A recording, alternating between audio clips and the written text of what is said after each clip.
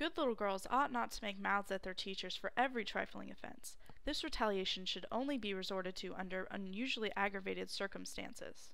If you have nothing but a rag doll stuffed with sawdust, while one of your more fortunate little playmates has a costly china one, you should treat her with a show of kindness nonetheless, and you ought not to attempt to make a forcible swap with her unless your conscience would justify you in it, and you know you are able to do it.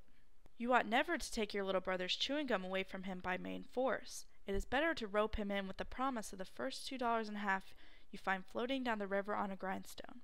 In this artless simplicity natural to the time of life, he will regard it as a perfectly fair transaction.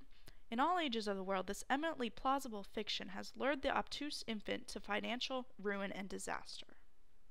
If at any time you find it necessary to correct your brother, do not correct him with mud. Never, on any account, throw mud at him, because it will spoil his clothes.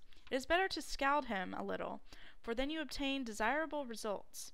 You secure his immediate attention to the lesson you are inculcating, and at the same time your hot water will have a tendency to move impurities from his person and possibly the skin in spots. If your mother tells you to do a thing, it is wrong to reply that you won't. It is better and more becoming to intimate that you will do as she bids you, and then afterwards act quietly in the manner according to the dictates of your best judgment.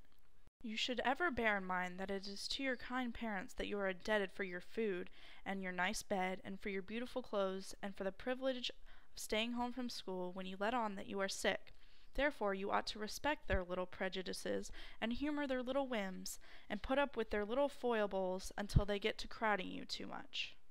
Good little girls always show marked deference for the age. You ought never to sass old people unless they sass you first.